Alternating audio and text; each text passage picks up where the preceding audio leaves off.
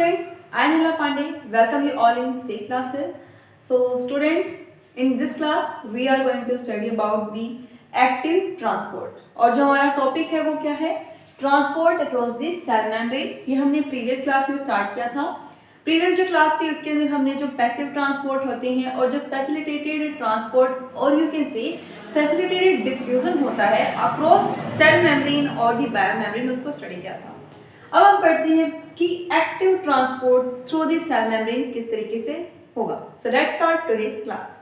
Active transport, so it is also known as uphill transport. इसको हम क्या कहते हैं? It is a uphill transport.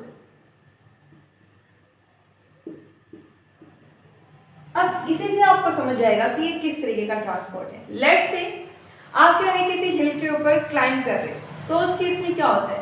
दो कंडीशंस हैं. एक आप हिल के ऊपर क्लाइंब कर रहे थे और सेकंड है आप ऊपर से नीचे की तरफ आ रहे थे. That is the down hill. तो जब आप ऊपर से नीचे की तरफ मूव करते हैं तो आप नोटिस करते हैं कि जो आपकी स्पीड है वो क्या है? फास्ट हो रही है, राइट? आपकी स्पीड फास्ट होती है और आपको ज़्यादा एनर्जी यूज नहीं करनी होती, क्योंकि आप ऊपर से नीचे की तरफ आ रहे हैं, टुवर्ड्स द ग्रेविटी आ रहे हैं, तो आप बहुत ही फास्ट आ जाते हैं और बिना ज़्यादा एनर्जी को यूज किया जाते हैं. वहीं जो फर्स्ट केस है जिसमें आप क्या कर रहे हो, अप हिल जा रहे हो, तो आपको क्या होगा? जैसे जैसे ऊपर चढ़ोगे सांस लेने में दिक्कत होगी, है ना, ज़्यादा फास्ट ब्रीथिंग हो जाएगी, हार्ट बीट फास्ट हो जाएगी, पसीने आने लगेंगे. तो ये सब चीज़ें क्यों हो रही है? क्योंकि आप ज़्यादा एनर्जी को यूटिलाइज कर रहे हैं, क्योंकि आप ग्रेविटी से दूर ऊपर की तरफ मूव कर रहे थे तो आपकी ज़्यादा एनर्जी लगती है.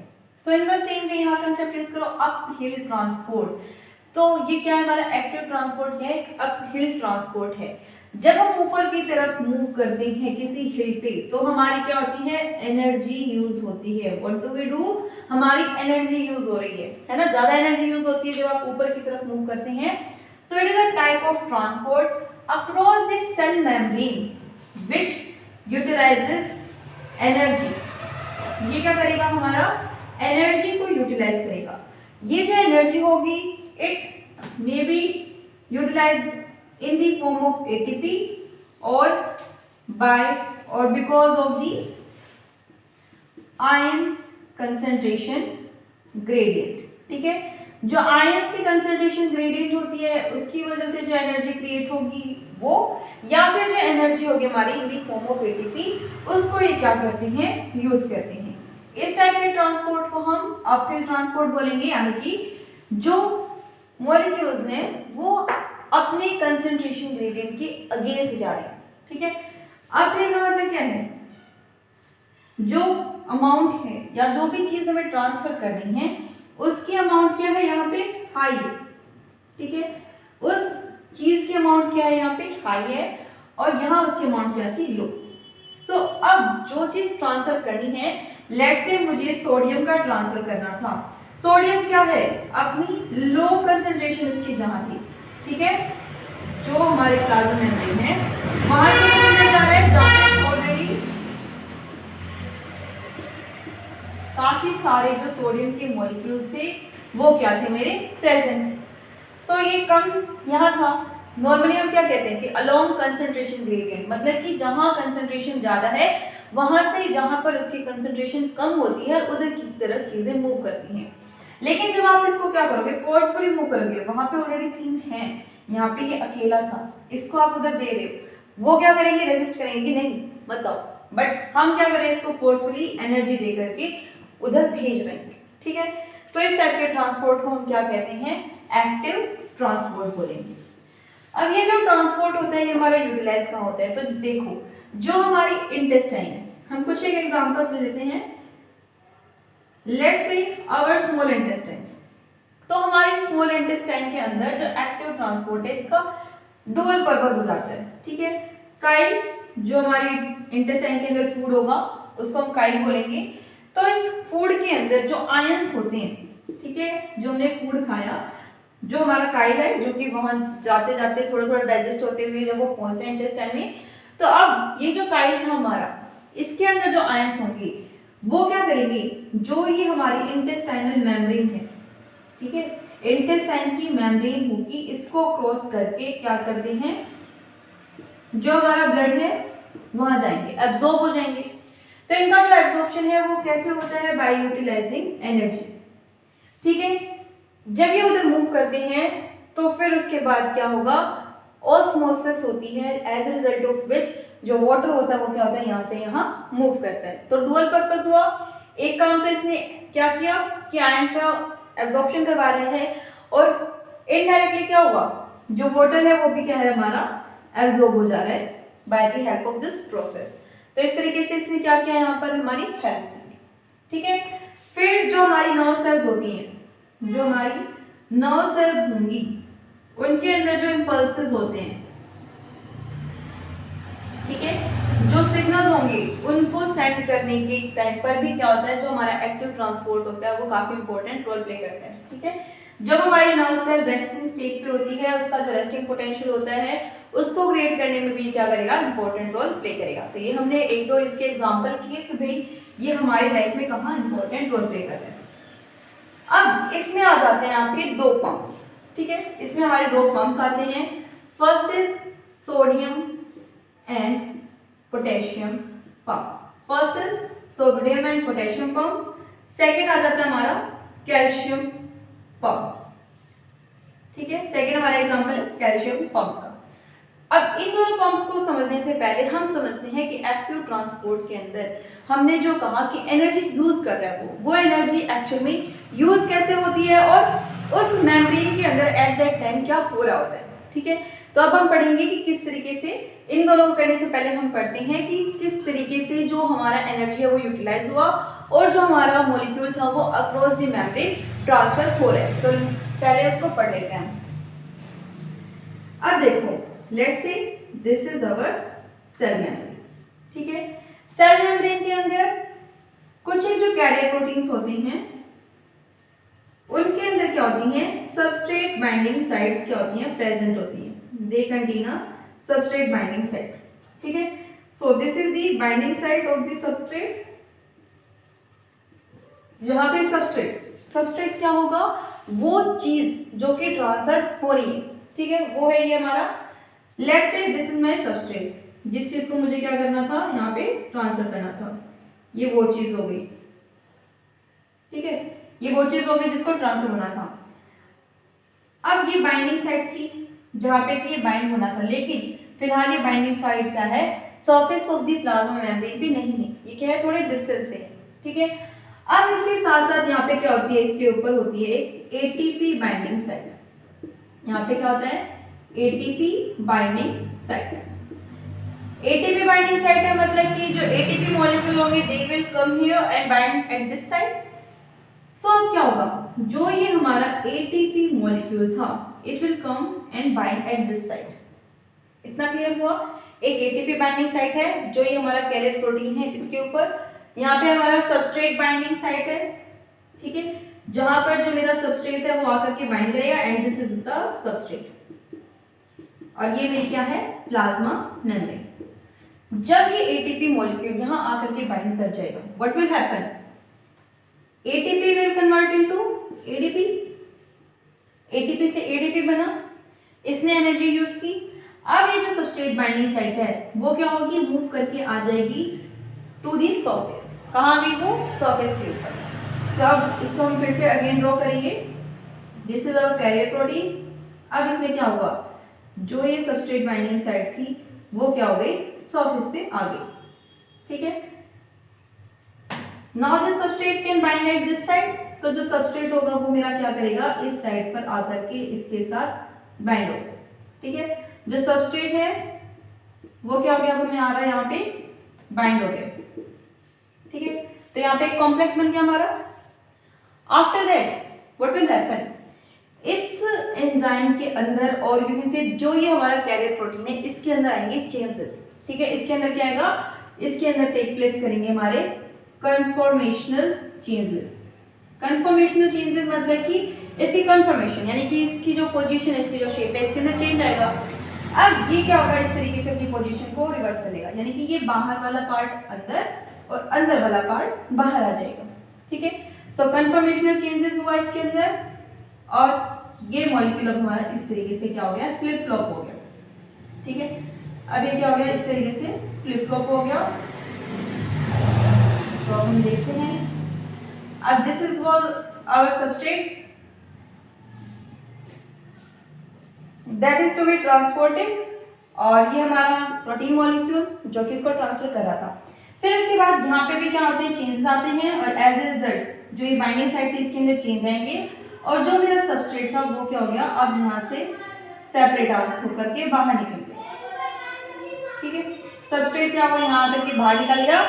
उसके बाद ये जो मॉलिक्यूल था ये वापस से अपनी ओरिजिनल शेप के अंदर क्या होगा, आ जाएगा। ठीक है, अब ये जो मॉलिक्यूल था वो वापस से अपनी ओरिजिनल शेप के अंदर आ गया, जो हमने बिगिनिंग में बनाई थी उसी को ड्रॉ कर देते हैं।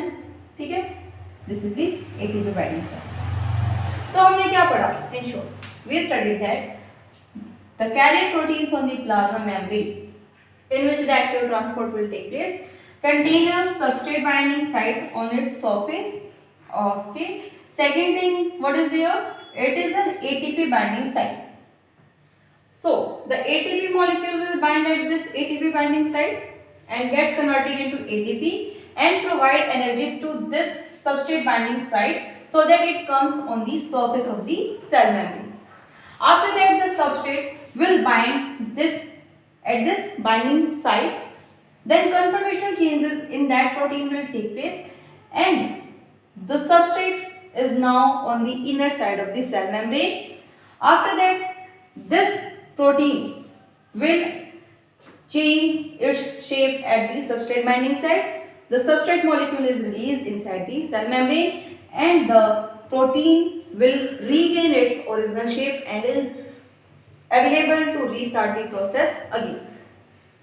अब हम पढ़ते हैं हमारे दो तरीके के जो हमने पंप्स बोले उनके बारे में। So first let us study about the sodium and potassium pump. Sodium and potassium pump देखो, एज द नेम सजेस्ट इसके अंदर दो चीजों का एक्सचेंज होगा। First is sodium ion and second is the potassium ion. तो अब हम ड्रॉ करते हैं यहाँ पे हमारी membrane, this is our membrane and this is our pump. Okay, this is our sodium and potassium pump. अब इसके अंदर क्या होता है, ये जो पंप है this sodium and potassium pump will utilize energy from this ATP molecule and transport three sodium ion on the outer side of the membrane and 2 potassium ion on the inner side of the membrane. ठीक है, inner side means towards the cytoplasm. inner side clear रखना है। inner side मतलब कि cytoplasm की बात हो रही है, आउटर साइड मतलब कि सेल के बाहर की बात हो रही है। ठीक है, सो जो सोडियम और पोटेशियम पंप होता है ये क्या करता है, हमारा एनर्जी को यूटिलाइज करके सोडियम और जो पोटेशियम आयंस है उनके एक्सचेंज को करवाता है, और इसमें 3 जो सोडियम के आयन होंगे वो जब बाहर जाएंगे तो इसके साथ हमारे जो 2 सोडियम के आयन होते हैं वो क्या करते हैं, एंटर करते हैं इनसाइड दी सेल। ठीक है, अब ये पॉइंट आपको ध्यान रखना है, कितने मॉलिक्यूल बाहर जा रहे हैं हमारे, 3 किसके, सोडियम के, और अंदर कितने आ रहे हैं, 2 किसके, पोटेशियम के। ये पॉइंट आपको क्या करना है, ध्यान रखना है। अब ऐसे रिजल्ट क्या होगा, जब ये मॉलिक्यूल्स इस तरीके से मूव करेंगे तो आप देखो सिंपल सा मैथ समझो कि यहाँ पे मान लो अगेन क्या हुआ, 3 गए, 3 सोडियम गए, अंदर कितने आ रहे हैं, 2 पोटेशियम, फिर 3 सोडियम आयन बाहर गए, फिर अंदर क्या है, 2 पोटेशियम।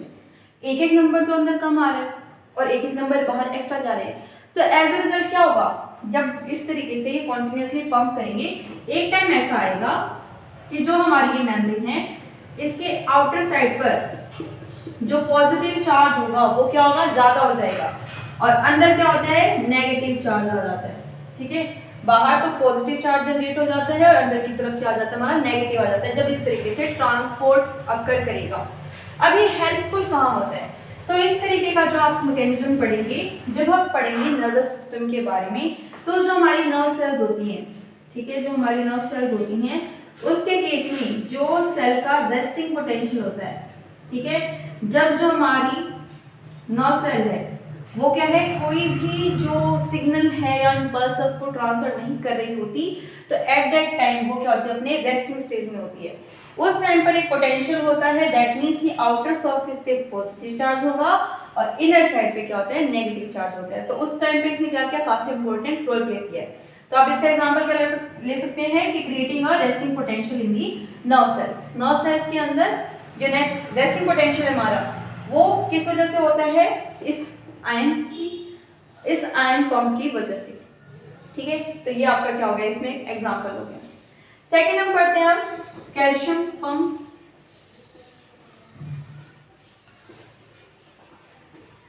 सो ये जो पंप है, what is the function of this pump? So this pump maintains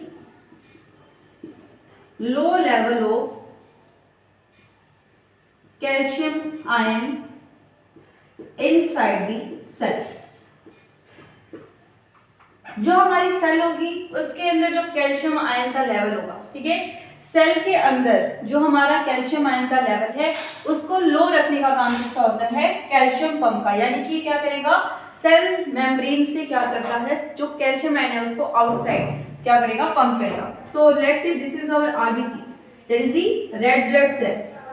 so in the case में जो हमारे ये कैल्शियम पंप्स प्रेजेंट होंगे, दीज कैल्शियम पंप्स, ये क्या करते हैं, जो कैल्शियम आयन होगा उसको फ्रॉम दिस आरबीसी क्या करते हैं, बाहर की तरफ ट्रांसफर कर देते हैं। ठीक है, जो रेड ब्लड सेल होगी उससे ये कैल्शियम को क्या करेंगे, बाहर की तरफ पंप करेंगे। सेकंड जो आपका एग्जांपल आ जाएगा वो आता है हमारा, सेकंड एग्जांपल आप याद रखते हैं इसमें मस्कुलर और यू कैन से जो हमारी मसल्स होती हैं।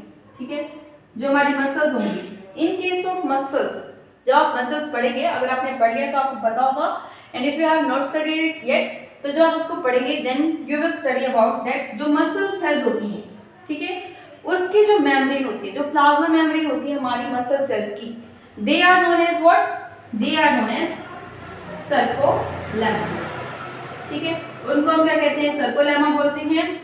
और इसके अंदर क्या प्रेजेंट होती है हमारी एंडोप्लाज्मिक रेटिकुलम, उसको हम क्या बोलते हैं, सर्कोप्लाज्मिक रेटिकुलम।